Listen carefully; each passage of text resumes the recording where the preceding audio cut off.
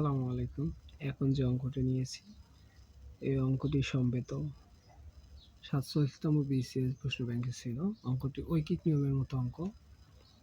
আমরা যে ক্লাস 5-6 এ যে ঐকিক নিয়ম অঙ্ক করছি, ওই ঐকিক নিয়ম অঙ্ক।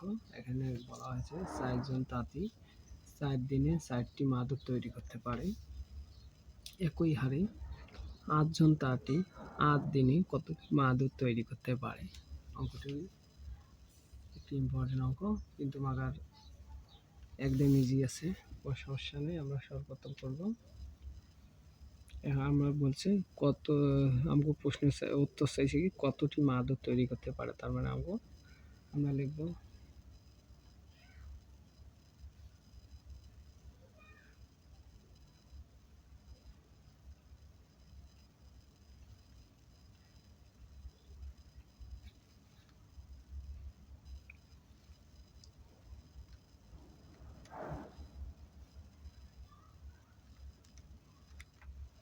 আমাদের সর্বপ্রথম যে ভাষাটা হবে তাহলে সেটা হচ্ছে ৪ জন তাঁতি ৪ দিনে তৈরি করে ৪টি মাদুর।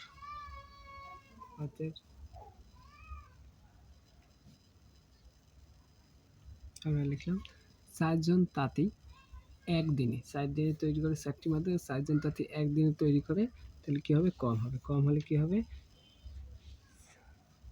৪ যদি কম হয় নিচে সাইডে সাইডে ভাগ হবে। তাহলে আমরা লিখব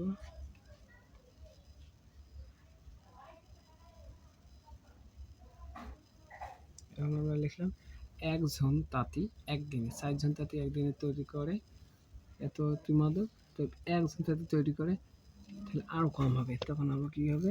৪ নিচে হবে ৪ গুণন ৪টি মাদুর। যখন কম হয় সেটা ভাগ হয়, যখন বেশি হয় সেটা কী হয়? গুণ হয়। এখন আমাদের এখানে বলা হয়েছে ৮ জন তাঁতি ৮ দিনে। তা আমরা এখন সর্বপ্রথম লিখব ৮ জন তাঁতি। এখানে আছে ১ জন তাঁতি একদিনে তৈরি করে কম মাদুর, তাহলে ৮ জন তাঁতি একদিনে তৈরি করে কী হইব? বেশি মাদুর। তাহলে ৪ গুণন ৮, যেটা বেশি বোঝায় ওটা গুণ হবে, আর যেটা কম বোঝাবে সেটা ভাগ হবে।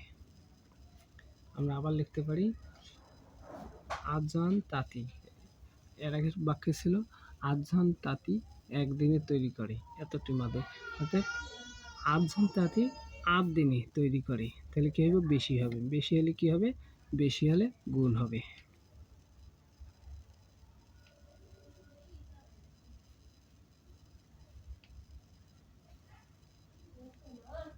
৪ দুগুণ ৮, এই সাইডে কাটা, তাহলে কী হচ্ছে?